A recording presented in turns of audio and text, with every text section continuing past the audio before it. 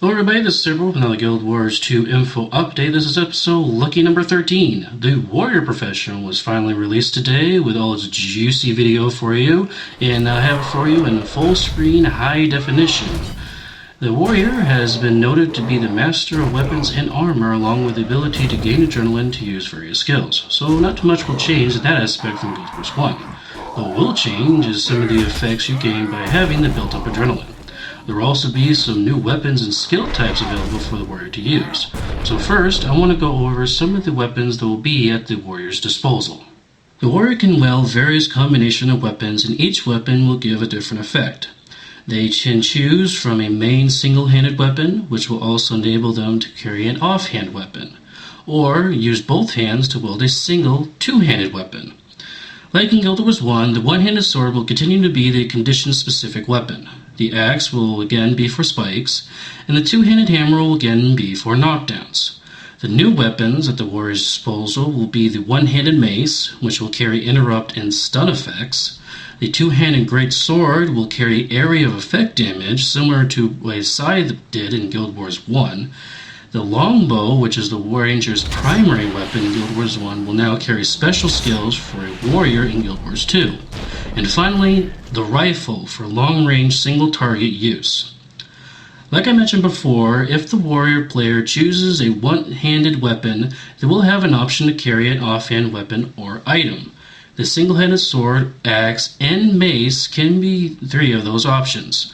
Others include the trusty shield for added defense, or a new item called a war horn. Players that opt to use a shield may have a skill called shield stance. This skill works by hitting the skill button to protect yourself. When you feel safe, you hit the skill button again and you can start attacking your target. Next.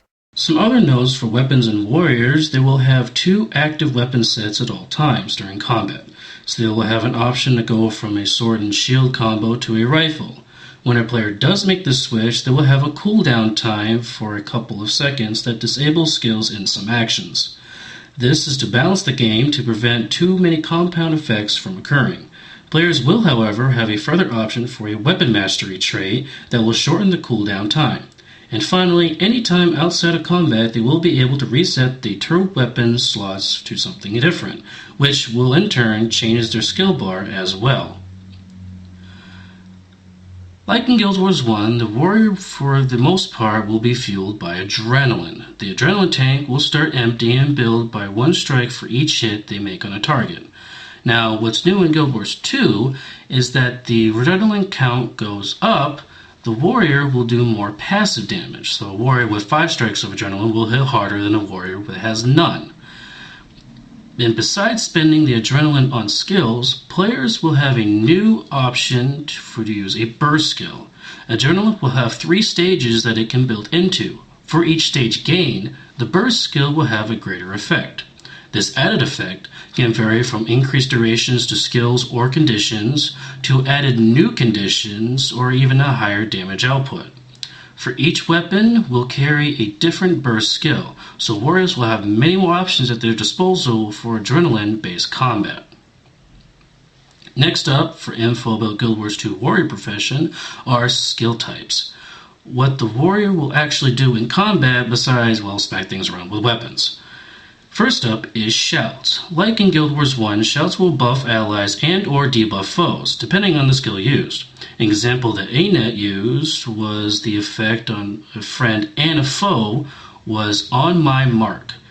This skill, on my mark, lower the armor of the target foe and call the target to the party members, so it acts like a setup skill for a spike. The next skill type we're going to go over is banners. Now, banners are an area of effect skill that raises the party members' abilities such as damage output. These banners are actually like flags that can be picked up and carried to a new location on the battlefield and dropped. So these area effects are actually mobile, unlike the wards from the Elementalists in Guild Wars 1, which stayed put.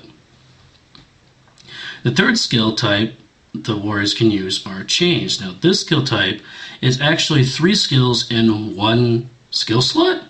Yeah, that's true. The 10 skill bar actually got a little bigger for the warrior.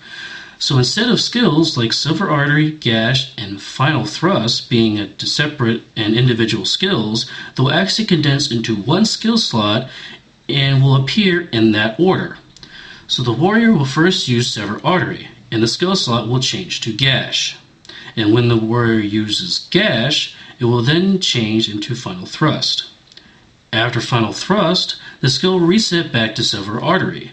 So this will increase the number of attack skills on the warrior bar to over 10. However, if the warrior uses Silver Artery, then uses a different skill other than Gash, the skill slot will reset back to Sever Artery again.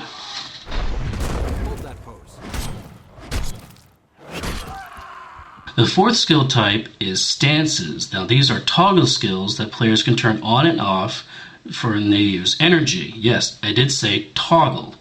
For example, a player turns on a skill called Berserker Stance. Now this drains the energy to increase the adrenaline. The player at any time may hit the skill again to turn the effect off. This skill will then start recharging in its off state. The fifth and last skill type is charge skills. When a player holds down the key to these skills, they will begin to power the skill up. Upon releasing the key, the skill will then activate, and the effect will depend on how long the key was held down for.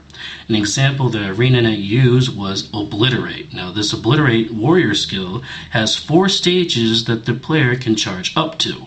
So the closer to stage 4 the player gets, the more mass of the damage output the skill will happen when the skill is unleashed.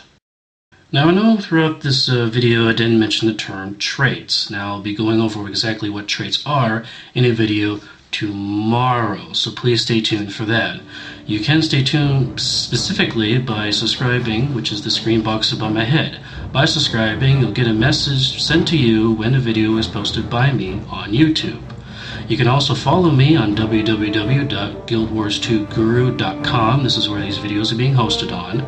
Or you can also talk to me in-game under Komori Inu or Kanukami, that's the Guild Wars 1.